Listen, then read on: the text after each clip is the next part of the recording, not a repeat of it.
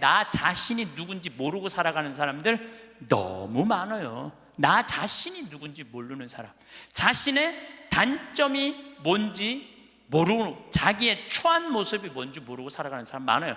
반대로 뒤집어서 어떤 것도 있느냐 하면, 뒤집어서 어떤 게 있느냐 하면은 내 안에 들어있는 보물을 발견하지 못하고 살아가는 사람도 많아요. 여러분들 안에는 보물이 꽉 차 있어요. 여러분들 안에는. 그런데 나 같은 게 뭐, 나는 지극히 평범한 인간이고 능력 없는 인간인데, 그리고 묻어버리고 그냥 죽어버리는 사람들도 많다는 거예요. 그래서 우리 인간은 인생을 살아가는데 아주 중요한 작업 중에 하나가 자기 자신을 아는 일이에요. 내가 가장 무서운 말 중에 하나가 그거예요. 딱 보면 알아. 뭘 딱 보면 알아요. 여러분들 딱 보면 알았어? 우리가 얼마나 잘못 판단하고 사는지 몰라요. 30대 때 나는 내 강의 때 핸드폰이 울리면 가만히 놔두질 않았어요. 미사할 때 핸드폰 울리잖아요. 이 거룩한 시간에 무식하게 핸드폰도 안 꺼놓고 분심 들게 한다고. 한 번은 이렇게 거양성체를 하는데 핸드폰이 울리더라고요. 딱 내려놓고 내가 뭘 했겠어요. 일주일에 한 번 거룩하게 기도 한번 해보겠다는데 그놈의 핸드폰을 안 꺼놓느냐고. 무식하게 남들 정신 산란하게. 근데 미사가 끝났는데 자매 하나가 와서 신부님 죄송하다는 거예요. 뭐가 죄송하냐니까 우리 남편 핸드폰이라는 거예요. 그래서 남편 핸드폰이면 남편이 와야지 왜 당신이 오느냐? 남편이 손이 없냐? 발이 없냐? 입이 없냐? 그랬더니 이 자매 하는 말이, 신부님 우리 남편은 청각장애자라는 거예요. 따라서 말도 못하는 거예요. 항상 진동으로 해놓는데 풀린 거야. 풀리고 난 다음에 자기도 모르고 아내도 몰랐던 거야. 너무 죄송하다고 신부님 미사 때 분심 들게 해서. 내가 그날 이후부터 지금까지 내 강의 때 핸드폰 울려도 한 번도 신경질을 부린 적이 없어요. 한 번도. 근데 30대 때는 그랬어요. 그리고 내가 지금 50이 돼 보니까 네 바지에서 울리는지 내 바지에서 울리는지도 모르겠더라고. 참예수님, 네, 반갑습니다. 저희들이 지금 자신 껴안기라는 주제로 강의를 하고 있습니다. 이 세상에서 나 자신을 끌어안아 줄 수 있는 유일한 사람은 누구죠? 나예요. 여러분들 인생 살면서 몸 아프고 힘들었잖아요. 애 낳을 때도 얼마나 힘들었어요. 애 낳을 때 남편이 알아요? 자식이 알아요?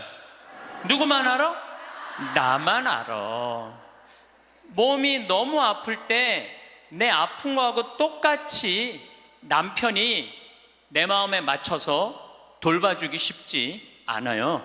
그러니까 누가 나한테 잘해줘야 돼? 내가 나한테 잘해줘야 돼. 내가 빛이 나야지 남도 나를 좋아하는 거예요. 내가 구질구질하면은 남이 나를 좋아할 것 같아요? 안 좋아할 것 같아요? 네, 그래서 저는 이렇게 강의 올 때, 오늘 같은 경우 뭐 1,500명도 넘는 이것도 명동 대성당에 강의할 때 꼭 올라오기 전에 거울을 봐요. 머리는 잘 정리됐는지.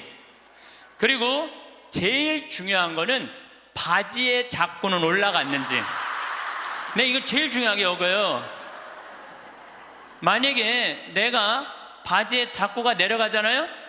그럼 여러분들은 눈은 여기 와 있고 생각은 딴 데가 있는 거예요. 딴 데. 저 신부님 저거 바지에 자꾸 내려갔는데, 내가 아무리 좋은 얘기를 해도 여러분들 귀에 들어가지 않아요. 무슨 얘기냐면, 남 앞에 나설 때 나 자신을 점검하는 일은 참으로 중요한 일이에요. 여러분들도 오늘 나오실 때 거울 한번 보셨어요? 안 보셨어요? 명동 성당에 오는 건데. 그렇죠?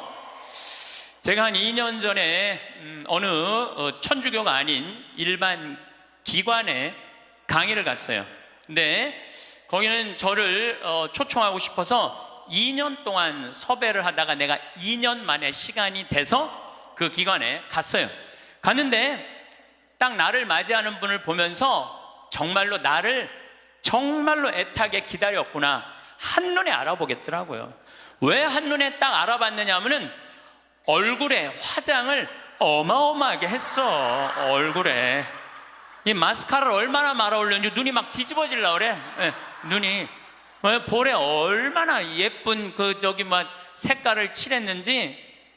근데 이분이 루즈도 굉장히 짙게 발랐어요. 루즈도. 그런데 루즈를 굉장히 두껍게 발랐는데 바빴는지 루즈가 입술에서 선에서 벗어나갖고 살짝 올라왔어. 2시간이었는데 1시 반에 거기 가서 커피를 30분 동안 마시는데 30분 동안 무슨 얘기를 했는지 하나도 기억이 안 나요. 뭐만 기억에 남냐면 이것만 기억에 남네요. 이것만. 루즈 올라간 것만 기억에 나는 거예요. 2년이 지난 지금도 그분을 생각하면 아무 생각이 안 나. 뭐만 생각나냐면 이것만 생각이 나. 이것만. 그분이 굉장히 그날은 그 지역 기관장들 초청 강의 날이었어요. 그렇게 중요한 날에 나설 때 화장을 하고 난 다음에 거울을 한 번만 점검을 했다면 나한테 이 느낌을 주지 않았을 텐데. 근데 더 슬픈 건 뭐였느냐 하면 그 사무실에 직원이 8명이 있었어요. 8명이 있었는데 아침부터 그걸 봤을 거예요. 근데 아무도 얘기해 주지 않은 거예요. 선생님, 지금 루즈가 선에 벗어났어요. 입술에서. 그러니까 화장실에 가서 화장 좀 고치세요 라고 말을 해줬다면 이분은 그 창피를 당하지 않았을 거예요. 우리는 인생을 살아가면서 내가 내 자신을 점검하는 일도 중요하지만 내가 나를 점검할 수 없다면 누가 나를 점검해 줘야 되냐면 친구가 나를 점검해 줘야 돼요. 그래서 여러분들 인생에는요 친구가 참으로 중요해요. 친구, 나를 점검해 줄 수 있는 친구. 내가 지금 제대로 살고 있나? 제대로 살고 있지 않는가? 옆에서 혼내주고 충고해 줄 친구가 필요하다는 거예요. 저는 신부로 살면서 뭐 좋은 신부들이 많죠. 내 멘토가 3명이 있어요. 첫 번째 멘토 신부는 나보다 3살 나이가 많은 신부예요. 이분은 우리 수원 교구에 사회복지를 꽤 오래 하신 분이에요. 항상 장애자들하고 사시는 분이에요. 근데 이분하고 얘기를 하면은 굉장히 영성적이에요. 정말로 신비가들, 영성가들 이야기를 이렇게 해줄 때 이 신부님을 만나서 하룻밤 자면서 얘기를 하면은 하루 피정하는 기분이에요. 근데 하루는 평창 우리 생태마을에 하룻밤 저하고 이야기를 나누려고 오셨어요. 근데 갑자기 내 옷장을 딱 열어보시더니 제가 강의를 많이 하니까 양복이 많잖아요. 또 내가 한 번은 이렇게 양복이 이렇게 긴 거 이렇게 입고 방송에 나갔더니 할머니들이 신부님 저 긴 양복 입는다고 양복을 맞춰서 보내준 양복도 많아. 평창까지. 그러니까 양복이 한 10몇 벌이 있었어요. 근데 그 신부님이 이런 이야기를 저한테 하시더라고요. 황 신부, 아무리 강의하는 신부지만 양복이 너무 많은 거 아니야? 예수님은 한 벌만 입고 다니라고 그랬는데 근데 실질적으로 그분은 양복이 2벌밖에 없으세요. 내가 그때 얼마나 창피했는지 몰랐어요. 얼마나 내 자신이 부끄러웠는지 몰라요. 그래서 그 양복 다 정리해갖고 여기 주고 저기 주고 양복을 줄였어요. 그러니까 무슨 얘기냐면은 나를 혼내줄 수 있는 신부가 중요한 거예요. 한 2주 전에 저한테 무슨 일이 있었느냐면 어떤 자매님이 평창이 굉장히 춥거든요. 기본적으로 영하 10도에서 15도가 내려가요. 산속이니까. 그러니까 신부님 추우니까 이거 옷 하나 신부님 거 샀다고 밤에. 근데 딱 입었는데 옷이 따뜻하게 느낌이 좋더라고요. 근데 신부님 뭐 택인지 그거 띄시면 안 된다고 혹시 수리받을 일이 있으면 그게 필요하니까 신부님도 휙 버리지 마시라고. 그래서 이제 집에 와갖고 그걸 띄고 딱 가격표를 딱 봤는데 165만 원짜리야. 어쩐지 좋더라고. 그런데 그걸 보고 누구 생각이 났느냐면 우리 베드로 신부 생각이 났어요. 베드로 신부가, 장애자들하고 사는 신부가 내가 이 옷을 입고 다니면 뭐라고 그럴까? 분명히 너 제정신이냐 혼냈을 거예요. 또 내가 이렇게 우리 교우들 뭐 여러분들을 무시하는 게 아니라 여러분들 뭐 입어봐야 2, 30만 원짜리 옷 입고 있잖아요. 근데 내가 160만 원짜리 잠바 입고 다니면서 행복을 얘기할 수 있는 자격이 있을까? 그래서 다음날 그 옷을 그분한테 돌려줬어요. 내가 고민을 어마어마하게 했어요. 예. 근데 돌려주면서 이런 말을 했어요. 내 영혼을 죽이려면은 이런 옷을 자꾸 갖다 줘라. 근데 정말로 나를 사랑한다면 나는 10만 원, 20만 원짜리면 족하다. 왜 그렇게 비싼 옷을 나한테 선물을 하느냐. 근데 아마 나에게 그 베드로 신부가 없었으면 눈 감고 입고 다녔을지도 몰라요. 나를 혼내줄 수 있는 신부, 그게 멘토라는 거예요. 두 번째 신부는 굉장히 철학적인 신부예요. 이 신부님은 나보다 4살인가 나는 사실은 나이 많은 거 별로 안 따져요. 뭐 120년 동안 살면서 뭐 3살, 4살 그거 따져. 네가 형이냐 내가 동생이냐. 근데 4살 정도 많은 형인데 이 형은 굉장히 철학적인 신부님이에요. 굉장히 철학적인 신부예요. 그래서 이렇게 대화를 해보면은 하룻밤을 이렇게 지내면서 대화를 하면은 너무너무 철학적으로 나한테 도움을 많이 줘요. 내 멘토 신부죠. 또 한 신부는 나보다 7살 많은 형인데 이 신부님은 아무 생각이 없는 신부예요. 아무 생각이 없는 신부예요. 근데 이 신부님은 아침부터 저녁까지 같이 있어도 지겹지 않아요. 아침부터 저녁까지 같이 있으면 너무 재밌어요. 그리고 이 신부님은 내가 이렇게 밥을 먹고 이렇게 있다 보면 이게 김이 묻어요. 이 신부님은요 떼어줘요. 여기 있는 김 떼어줘요. 여러분들도 본당 신부님하고 이렇게 자매님들하고 밥 먹는데 먹다 김 딱 묻잖아요. 근데 그거 떼어주기 쉽지 않아요. 또 본당 신부님 앞에 김 묻은지도 모르고 하하하하 거리고 그냥 막 웃어도 끝까지 안 떼어줘요. 근데 그분은 내 입술에 김이 묻으면 떼어줘요. 얼마 전에는 이렇게 코를 풀었는데 내가 코딱지가 이렇게 묻었나 봐. 코딱지가 묻었는데 진짜로 황신부 코딱지 묻었네. 그리고 떼어주더라고요. 그 형님은 나한테 한 형은 영성적인 멘토, 한 형은 철학적인 멘토, 한 형은 그냥 삶의 멘토예요. 이 신부님이 아무 생각이 없다고 그래서 아무 생각 없이 사신 신부님 아니에요. 새벽 4시에 일어나고 성서 쓰시고 5시만 되면은 할머니들 미사 일찍 오는 할머니들 마중한다고 묵주기도 1시간 동안 성당 마당에서 하는 신부님이에요. 사랑이 굉장히 많은 신부님이죠. 그 외에도 우리 동기 중에 선비 같은 신부님도 있고 정말 내 주위에 좋은 신부들이 많아요. 여러분들은 인생을 사는데 멘토가 몇 명이나 있어요? 때로는 한 명도 없는 경우 많아요. 내 삶의 문제를 이야기 나눌 수 있는, 허심탄회하게 나눠놓고 이야기할 수 있는 사람이 한 명이 없을 수 있어요. 만약에 여러분들이 한 명도 없다면 여러분들은 실패한 인생을 살 수밖에 없다는 거예요. 그래서 여러분들 오늘 이후부터 멘토를 적어도 3명은 정하세요.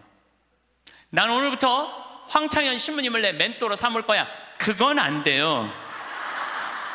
왜 안 되냐면 멘토는 내 삶에서 내 삶을, 내 밥그릇, 숟가락이 몇 개 있는지 아는 사람이 멘토가 돼야지 멘토가 될 수 있어요. 또 언제든지 만날 수 있는 사람. 그래서 여러분들 주위에 잘 사는 사람들이 있어요. 분명히 괜찮은 사람들이 있어요. 그 사람한테 찾아가고 나 당신 내 멘토로 삼고 싶다, 나를 좀 도와줘라. 그러면은요 그렇게 얘기하면 사람은요 책임감을 느끼고 존재의식을 가진대요. 그래서 도와준대요. 그러니까 오늘부터 여러분들 적어도 3명은 찾아가세요. 그래서 나를 고쳐줄 수 있는 사람, 나를 혼내줄 수 있는 사람을 꼭 만드셔야지 인생을 실패하지 않아요. 그래서 리카싱이라는 분은 중국의 최대의 갑부예요. 이분이 어떤 친구를 사귀지 말아라, 우리 이건희 회장님은 재산이 13조인데 이 리카싱은 재산이 30조야. 어마어마한 부자예요. 1년에 3천억씩 장학금을 내놓는 분이에요. 자기는 항상 이코노미 타고 다니면서. 대단한 분이죠. 근데 이분이 6불합 7불교라고 그래. 어떤 사람이랑 동업하지 말아라. 첫 번째, 개인적인 욕심이 너무 강한 사람과 동업하지 마라. 사명감이 없는 사람과 동업하지 마라. 사명감이 없는 사람. 여러분들, 만약에 내 친구가 대통령이야. 그럼 나는 목에 칼이 들어와도 이 5천만을 생각하라고 난 얘기할 것 같아. 그런 사명감 가질 것 같아. 내 친구가 대통령이라면은 내 개인적인 대통령의 힘을 빌려갖고 내 개인적인 욕심 안 채우고. 세 번째, 인간미가 없는 사람과 동업하지 마라. 부정적인 사람과 동업하지 마라. 인생에 원칙이 없는 사람과 동업하지 마라. 우리가 인생을 살면서는 원칙이 꼭 필요해요. 저는 어떤 원칙이 있느냐면 1 더하기 1은 2다. 이게 내 인생의 원칙 중에 하나예요. 무슨 얘기냐면 1억 드리고 1억 은행에 대출 받아갖고 2억짜리 아파트 사면 2억이야. 근데 우리는 무슨 생각해? 1억 내 돈 갖고 1억 대출 받아갖고 2억짜리 아파트 사면 10억 되길 바라잖아요. 그때부터 불행한 거예요. 그래서 나는 1 더하기 1은 10이 아니라 1 더하기 1은 2야. 욕심 부리지 말라는 거예요. 그리고 내 인생의 원칙 중에 하나는 그 달에 번 돈은 그 달에 다 써라. 이게 내 원칙이에요. 그 달에 번 건 그 달에 다 써라. 예. 특히 신부는 쌓여 있으면은 딴 생각하게 돼 있어요. 그래서 그 달에 번 건 그 달에 다 써라. 그럼 내 최고의 원칙은 뭐냐면 인생은 별거 없다. 먹고 마시고 놀자. 여러분들, 제가 작년에도 말씀드렸고 올해도 말씀드렸어요. 인간은요, 먹고 마시고 놀지 않으면요 인간이 안 돼요. 그걸 못하면은요 많은 부분을 잃어버릴 수 있어요. 그리고 감사할 줄 모르는 사람과 동업하지 마라. 그리고 7, 불교. 불효하는 놈과 사귀지 마라. 사람에게 각박하게 구는 사람과 사귀지 마라. 시시콜콜 따지는 사람과 사귀지 마라. 받기만 하고 주지 않는 사람과는 사귀지 마라. 이게 내 원칙 중에 하나예요. 받기만 하고 주지 않는 사람과는 사귀지 마라. 저는 참 많이 받아요. 정말 많이 받는 사람 중에 하나예요. 작년에 할머니가 나한테 100억 기증했는데 올해 100억을 더 기증해갖고 200억을 내가 받았잖아요. 그리고 내가 잠비아 돕는다고 1,000만 원씩 도와달라고 그랬는데 그렇게 100명도 넘게 저를 도와줬어요. 정말 그 명단을 쭉 보니까 나한테 정말 많은 분들이 1,000만 원씩 보내줬더라고요. 이번에 내가 가을에 내 배추 심고 고추 심고 무 심어갖고 김장해갖고 농약 하나도 안 친 거 그래갖고 다 보내줬어. 그분들 싹 다 보내줬어. 싹 다 보내줬는데 내가 그랬잖아요. 받기만 하고 주지 않는 사람하고는 사귀지 말라고. 근데 나는 정말 고마워서 보내준 거야. 그런데 놀랍게도 신부님, 우리가 이런 거 바라고 신부님한테 봉헌한 거 아니에요. 이거 받고 그냥 있을 수가 없어요. 그래갖고 또 돈을 그분들 중에 보내준 게 2,000만 원이 또 넘어. 신기하죠.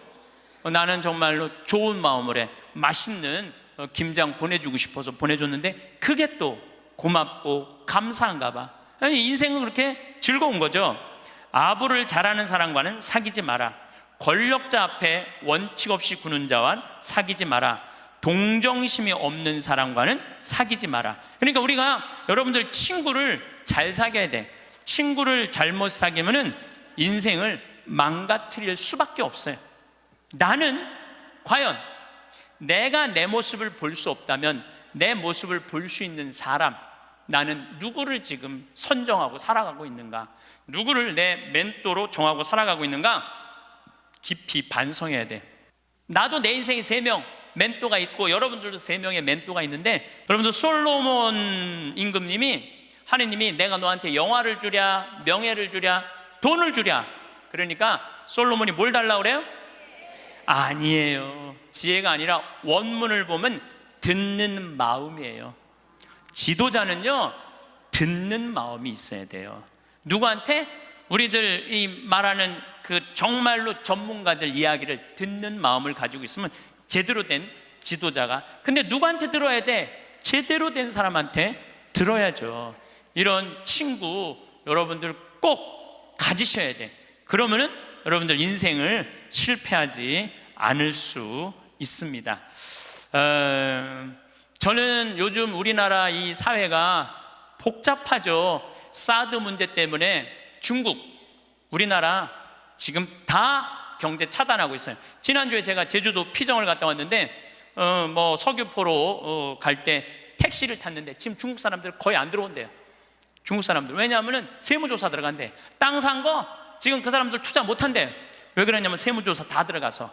그래갖고 너무너무 힘들어. 지금 경제가 얼마나 어려운지 몰라요. 지금 며칠 전에는 시화공단에 있는 본당에 강의를 갔어요.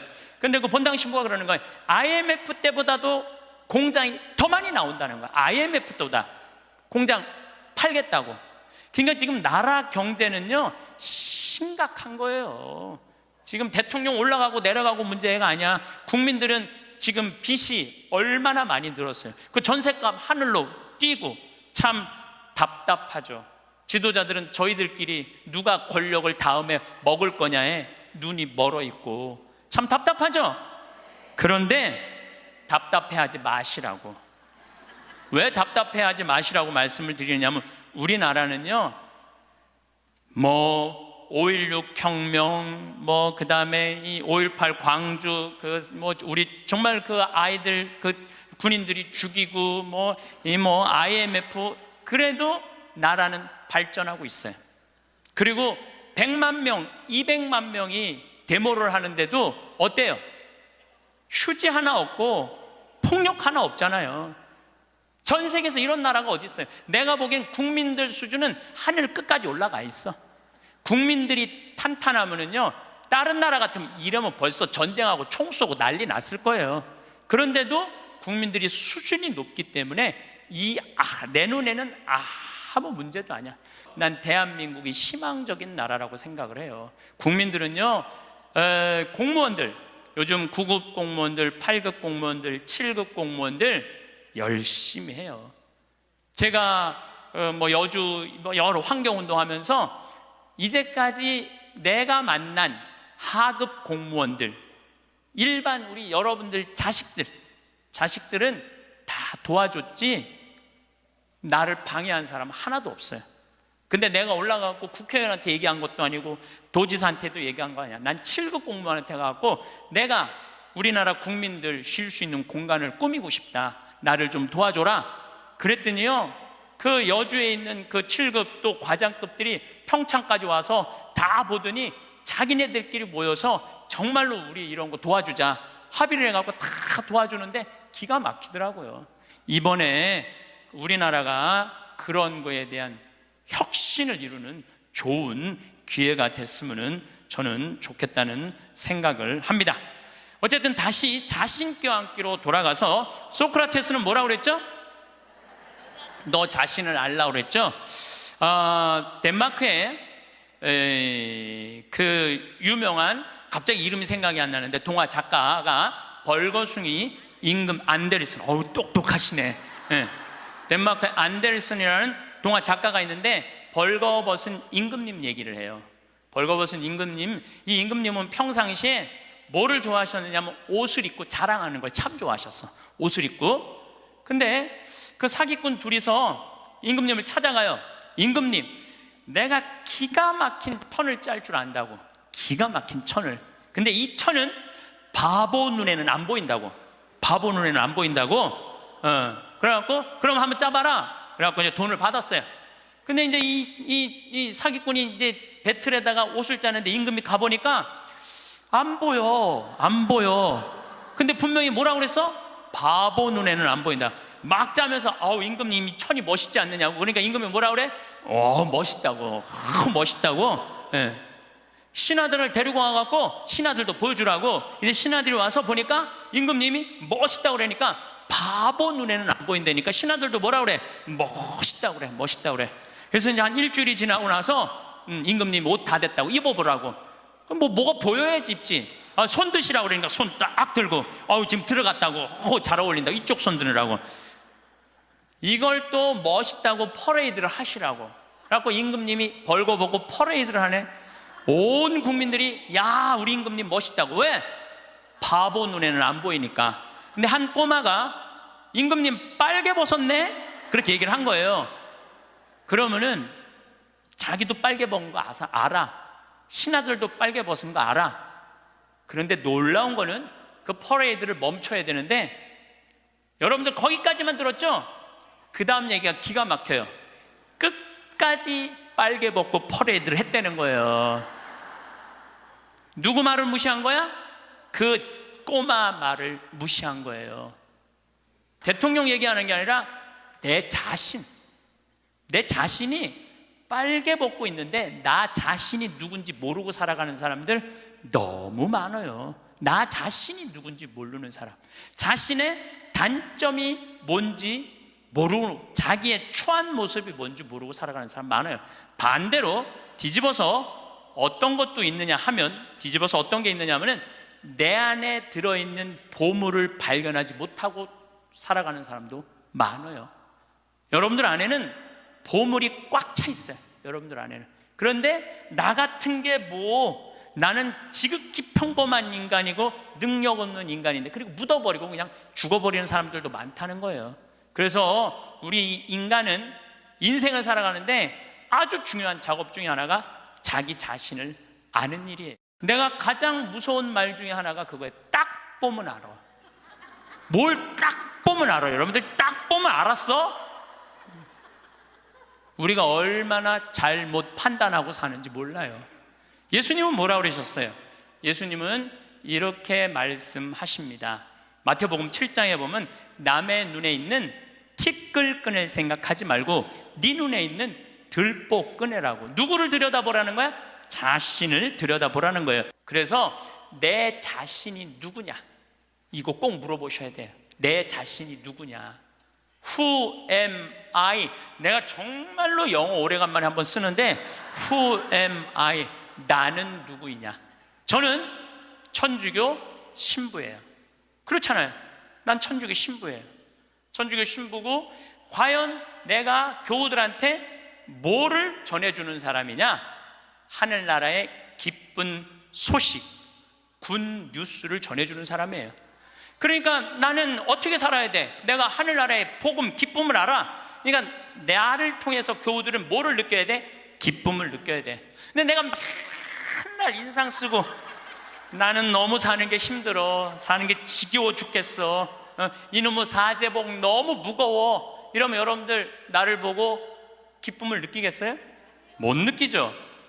하느님으로부터 오는 기쁨을 나는 교우들한테 전해줘야 돼. 또 요한 1서의 말씀처럼 사랑, 하느님의 사랑, 우리가 하느님을 사랑하는 게 아니라 하느님이 우리를 사랑하는 것을 나는 교우들한테 알려줘야 돼. 왜? 나는 사제니까. 나는 사제니까 내가 누구냐를 물어봤을 때 교우들은 날 통해서 위로를 받아야 돼요. 누가 전해주는 위로? 예수님이 전해주는 위로를 받아야 돼. 기쁨을 받아야 돼. 요즘은 이제 4년 전부터 제가 잠비아를 이렇게 다니고 있는데 전 참 행복해요. 왜 행복했냐면 한국은 뭐라고 해도 먹고 살만한 나라예요.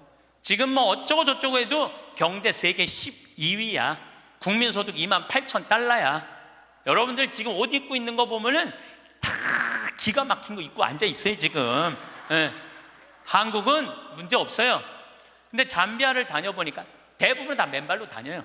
대부분 다 맨발로 다녀.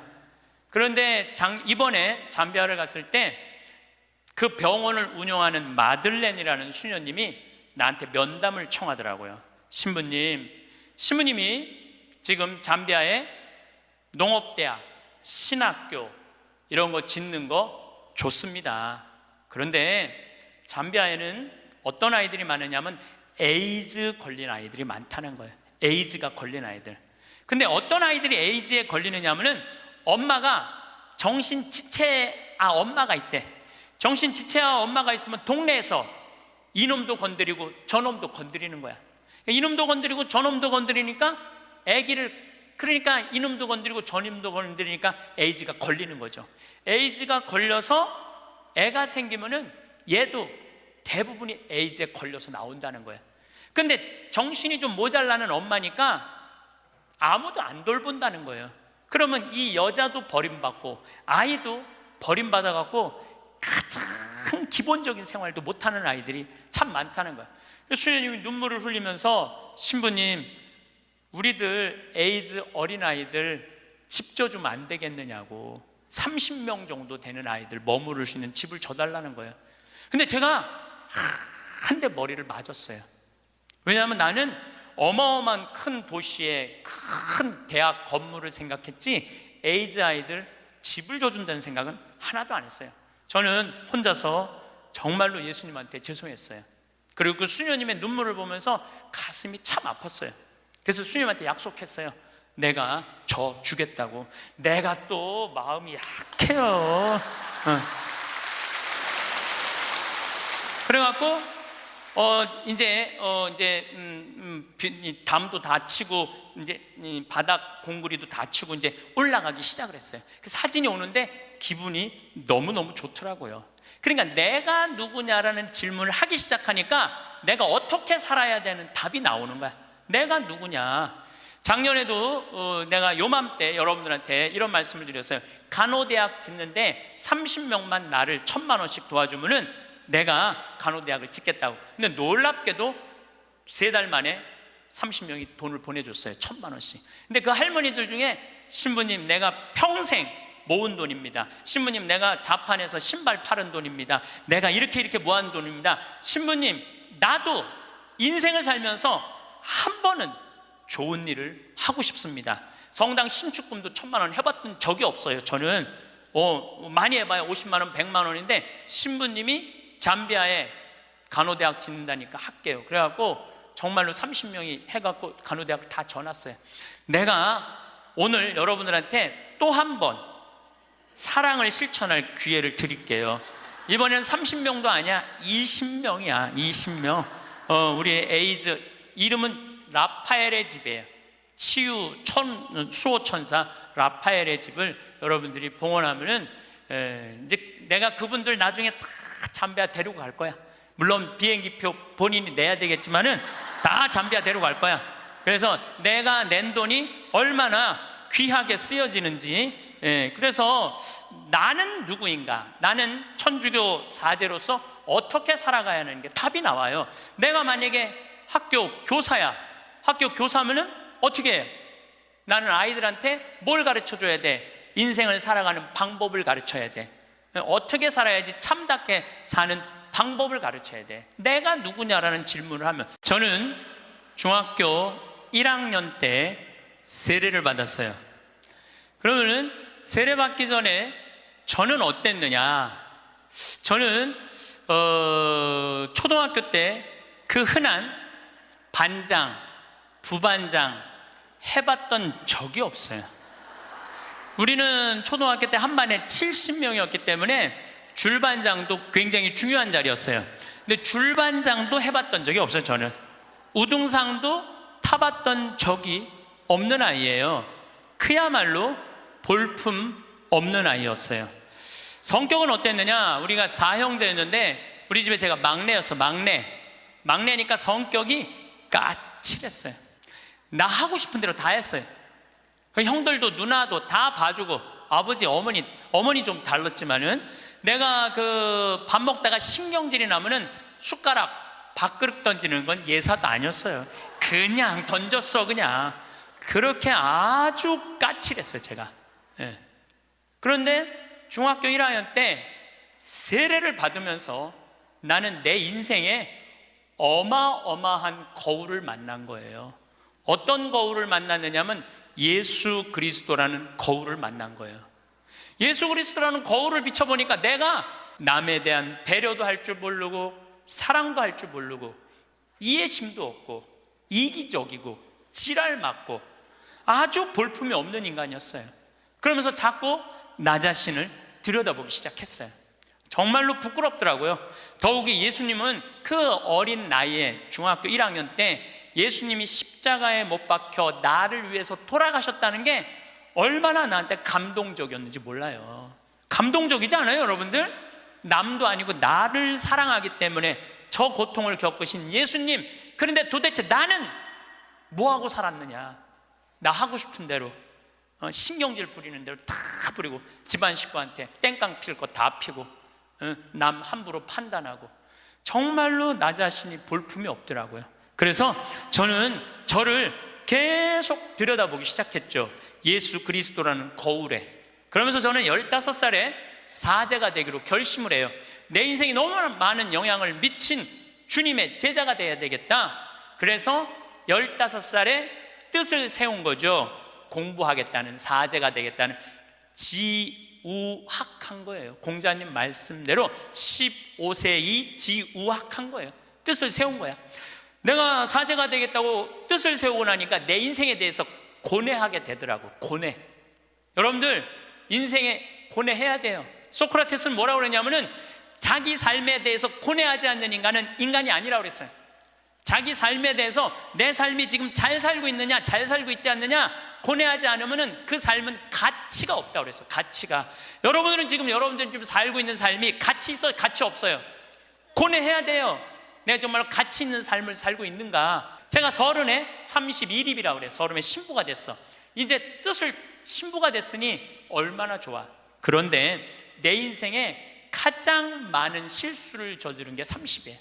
30대 때 나는 내 강의 때 핸드폰이 울리면 가만히 놔두질 않았어요. 미사할 때 핸드폰 울리잖아요. 이 거룩한 시간에 무식하게 핸드폰도 안 꺼놓고 분심 들게 한다고. 한 번은 이렇게 거양성체를 하는데 핸드폰이 울리더라고요. 딱 내려놓고 내가 뭘 했겠어요. 일주일에 한 번 거룩하게 기도 한번 해보겠다는데 그놈의 핸드폰을 안 꺼놓느냐고. 무식하게 남들 정신 산란하게. 근데 미사가 끝났는데 자매 하나가 와서 신부님 죄송하다는 거예요. 뭐가 죄송하냐니까 우리 남편 핸드폰이라는 거예요. 그래서 남편 핸드폰이면 남편이 와야지 왜 당신이 오느냐? 남편이 손이 없냐? 발이 없냐? 입이 없냐? 그랬더니 이 자매 하는 말이 신부님 우리 남편은 청각장애자라는 거예요. 따라서 말도 못하는 거예요. 항상 진동으로 해놓는데 풀린 거야. 풀리고 난 다음에 자기도 모르고 아내도 몰랐던 거야. 너무 죄송하다고 신부님 미사 때 분심 들게 해서. 내가 그날 이후부터 지금까지 내 강의 때 핸드폰 울려도 한 번도 신경질을 부린 적이 없어요. 한 번도. 근데 30대 때는 그랬어요. 그리고 내가 지금 50이 돼 보니까 네 바지에서 울리는지 내 바지에서 울리는지도 모르겠더라고. 한 번은 춘천 수무숲 성당이라는 곳에 강의를 갔는데 막 강의를 시작하는데 핸드폰이 막 울리더라고요. 그래서 내가 얘기했죠. 나는 내 강의 때 핸드폰 울려도 한 번도 신경질을 부린 적이 없다고. 그런데도 계속 울리는 거예요. 기분이 싸해. 보니까 내 바지에서 울리는 거. 내 바지에서. 근데 만약에 내가 무식하게 핸드폰도 안 꺼놓고 강의하는데 남들 방해준다고 그러는데 내 바지에서 울렸잖아요. 그러면 나는 강의 못하고 그냥 가야 돼요. 그런데 30대 때는 보이는 대로 지적했어요. 교우들 잘못하면은 바로 그 자리에서 혼냈어요. 교우들 성체할 때도 여러분들 성체는 왼손이 올라와갖고 오른손으로 영해야 돼요. 그렇죠? 근데 어떤 교우들은 오른손으로 올려갖고 왼손으로 영하는 교우들이 있어요. 그럼 이 잘못된 거죠. 왜냐하면 이 오른손이 거룩한 손이니까 오른손으로 영해야지. 근데 손이 바뀌면은 지적해주지도 않아. 그냥 손바닥을 내리치는 거예요. 똑바로 하라고. 짝 소리가 나잖아요. 그럼 뒤에 성체 영화로 나오는 교우들이 내가 굉장히 무서웠으니까 보면 어떻게 하고 나오느냐면 막 이러면서 나와요. 마지막에 와서 틀려 또 보면은. 30대 때는 정말 그랬어요. 30대 때는. 근데 40대 때는 생각을 해보니까 주부들이 손목 관절염 있는 주부들이 있어. 그러니까 이게 안 돌아가는 거야. 안 돌아. 그러니까 반대로 하는 거예요. 근데 30대 때는 그런 걸 몰랐어요. 그냥 원칙대로 하는 거. 원칙대로. 그러니까 손바닥을 내리치고 그 짓을 했죠. 참, 나는 30대 내 인생을 지워버리고 싶어. 그래서 40이 되면서는 이제는 왼손으로 올리든 오른손으로 올리든 상관하지 않아. 왼손으로 올리면 왼손에 영해드리고 오른손으로 영해드려. 근데 어떤 경우들은 헷갈리니까 그냥 이렇게 나오는 교우들도 있어. 그럼 내가 어떻게 하는 줄 알아? 그냥 정가운데다 영에 들여. 정가운데다. 예, 정가운데다. 30대 때는 주교님 욕도 가장 많이 한 게 내 30대 주교님 욕도. 뭐 왜 성당을 분가를 하냐, 교회 정신에 어긋났다 막. 그리고 30대에 내가 처음 본당 신부로 갔는데 교우가 4,000명이에요. 4,000명. 근데 사실은 신학교에서 공부했지 사회 경험이 뭐가 있어요. 근데 이 교우들은 막 교수들도 있고 박사들도 있고 무슨 국회의원도 있고 군수도 있고. 근데 이게 내가 모르는 척하고 잘 모르는 거 하면 내가 눌리잖아요. 그러니까 무조건 아는 척하는 거야. 무조건 아는 척하고 틀려도 일단 우기는 거야. 따라오라고. 30대 때는 정말 그랬어. 30대 때는 참 내가 보기엔 참 한심한 시간을 보냈죠. 30대 때 가장 후회되는 게 사람을 만날 때 목적으로 만났어요. 무슨 얘기냐면 군수, 국회의원, 돈 많은 사람들 만나면 나 환경운동하는데 저 사람 좀 도와주지 않을까? 그래서 참 시간 만들어서 만나주고, 아니 뭐 저 교우들이 뭐 그냥 평범한 교우 나 바쁘다 그러고 그런 사람들이 만나자 그러면 그냥 시간 내서 만나고 정말로 지워버리고 싶은 내 모습 중에 하나였어요. 30대 때 이립은 했으나 성숙하지 못한 나이였죠. 쓰긴 섰지만은 성숙하지가 않았어요. 30대 때. 그러니까 30대 때는 배신도 많이 당했어요. 배신을 왜 당했겠어? 내가 바라는 게 많은데 부자들 막 오면 신부님 내가 좀 도와줄 수 있을 것 같아요. 뭐 땅이 팔리면은 뭐 도와줄 수 있을 것 같아. 그래갖고 계속 만나고 밥도 먹고 그러는데 이놈의 땅이 팔리지도 않고 도와줄 생각도 안 하는 거야. 30대 때는 그랬어요. 30대 때는 이렇게 생각해 보면은 나 혼자 잘난 척하고. 그리고 30대 때는 듣지도 않았어요. 그냥 내 말하기 바빴어. 내 말하기 바빴던 게 30대 내 인생이었죠. 30대는 무슨 일을 많이 할까? 일에 매달렸어요. 그래서 저는요 30대 때 일 많이 했어요. 빈병 모으기 운동을 했는데 한 달에 20만 병씩 모았어요. 20만 병씩. 그냥 막 일에 매달렸어요. 일에. 그리고 무슨 뭐 폐식용유 모아갖고 하면 막 경기도에 있는 아파트에 그냥 폐식용유 설치하고 막 트럭 5대 막 4대 해갖고 일에 매달렸어. 일에. 그러니까 30대 때 내가 보니까 미쳐서 산 것 같아. 미쳐서. 근데 지금 생각해 보니까 지금은요 일에 안 매달려요. 일을 많이 하는 건 아무 의미가 없더라고요. 때가 되면 다 두고 떠날 거야. 일에 매달리면 행복하지 않아. 뭐가 행복하냐면 그냥 행복하면 돼. 오늘 행복하면 돼. 오늘. 그럼 일은 중요한 게 아니야. 오늘 행복해갖고 일이 되면 좋은 거고 안 되면 말고. 근데 30대 때는 일 때문에 오늘의 행복을 내가 포기한 시기가 30대예요 40이 되면서 내가 불혹의 나이가 돼. 40이 불혹이라고 그래요. 불혹. 이 불혹이라는 게 무슨 뜻이냐면 유혹이 없는 나이야. 흔들림이 없는 나이야. 의심이 없는 나이야. 40이 딱 되고 보니까 주교님들이 이해가 되더라고요. 주교님들이 우리 수원교구 신부가 500명인데 그 중에 잘 사는 신부들도 있지만 사고 치는 신부들이 얼마나 많아요. 여자 문제, 돈 문제, 교우들하고 싸우는 문제 정말 복잡하겠더라고요. 그 500명의 신부들을 관리하려고 그러니 주교님들이 얼마나 머리가 아파요. 이해가 되더라고요. 주교님이. 그래서 내가 40살 이후에 그런 주교직이 얼마나 어려운 걸 이해하고부터는 주교님을 욕한 적이 한 번도 없어. 이날 이때까지. 이해가 되니까. 그리고 유혹이라는 게 뭐예요? 불혹이라는 게 뭐예요? 신앙에서도 별로 유혹받을 게 없어. 하느님에 대한 확신, 하느님이 이 세상에 오셨고 예수님 부활한 거에 대한 확신, 그리고 하늘나라 올라가셔서 우리 인생에 관여하고 있는 거에 대한 확신. 요즘 예수님 부활에 대한 확신이 왜 더 드느냐면은 여러분들 예수님이 십자가에 못 박히기 전에 매질 당했다고 그래요. 채찍질. 그게 가죽으로 끝에 양뼈 조각, 쇠 조각이 있어요. 한 대 때리면은요 이 등에 살점이 다 묻어나고 뼈 조각이 다 드러나. 한 대 맞으면.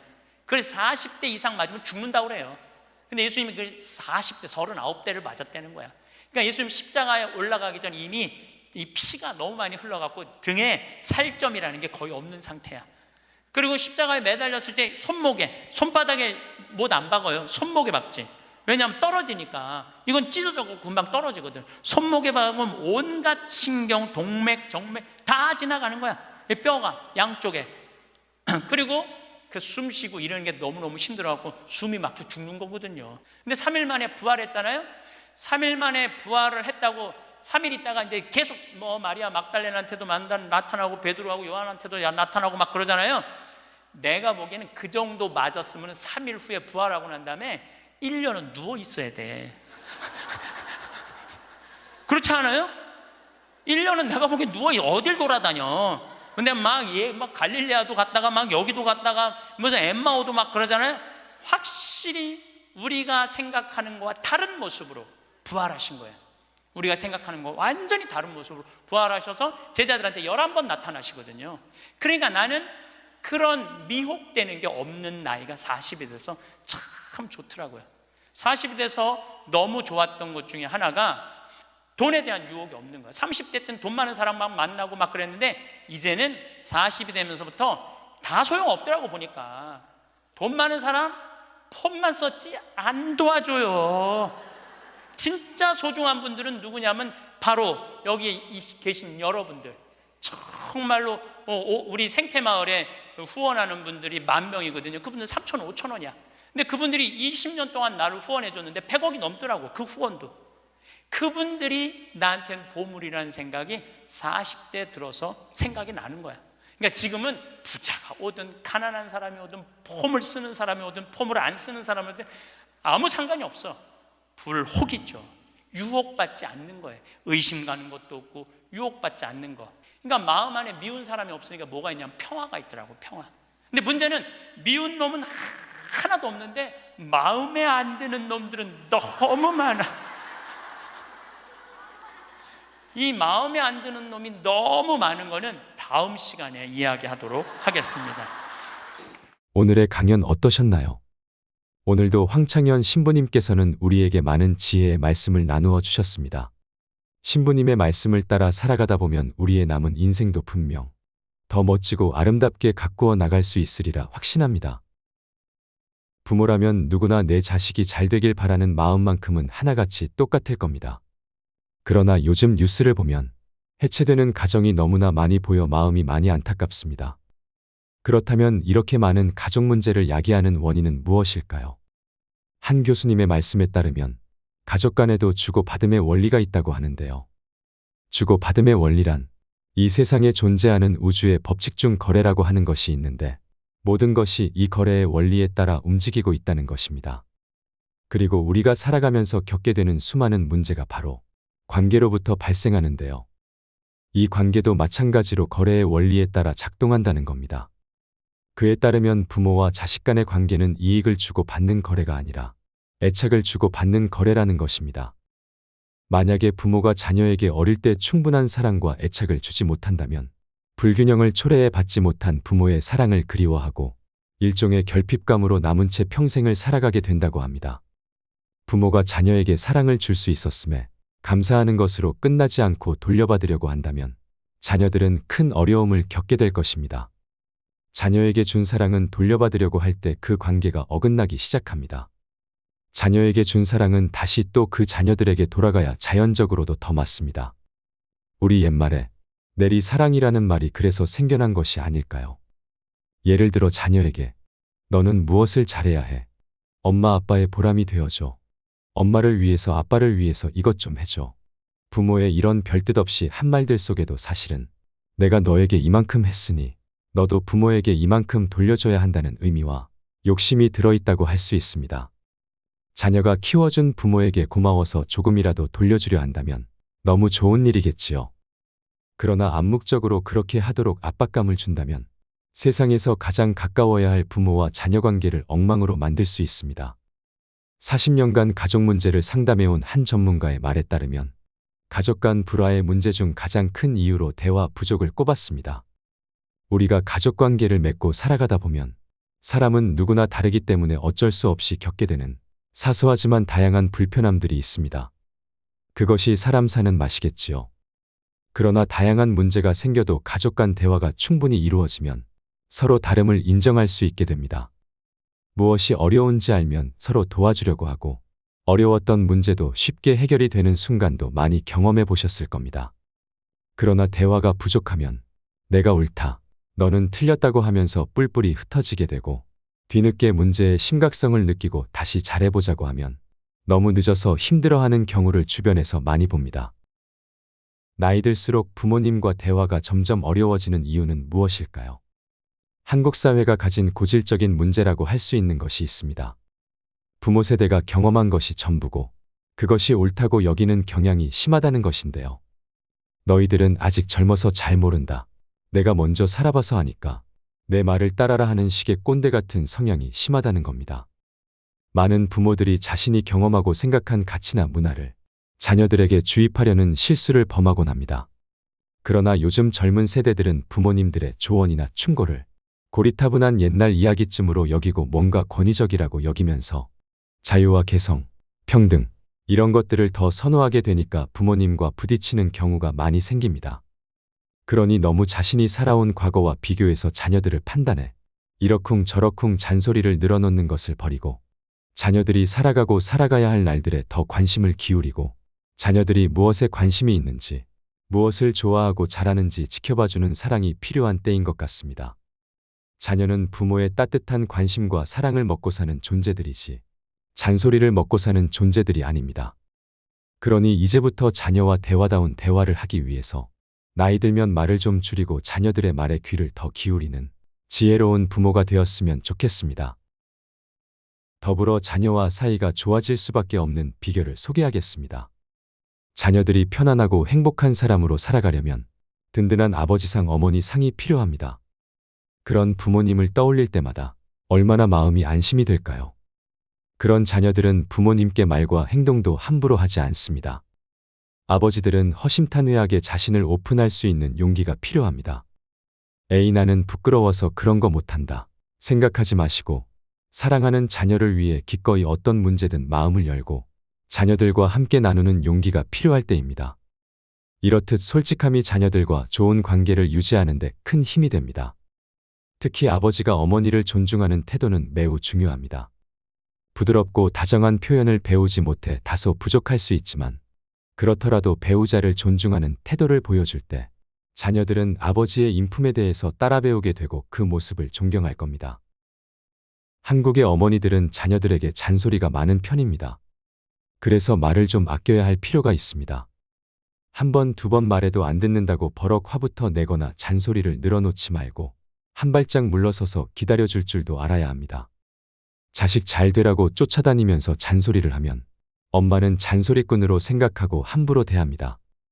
또한 자녀들 앞에서 남편을 제쳐두고 애들에게만 정성을 쏟고 사랑을 주어서 키울 때 잘 자라는 것이 아니라 버릇이 없어집니다. 어머니가 아버지를 무시하는 것을 보고 자랐기 때문에 자녀들은 당연히 보고 배운 대로 아버지를 마음속으로라도 무시하는 경향이 생깁니다.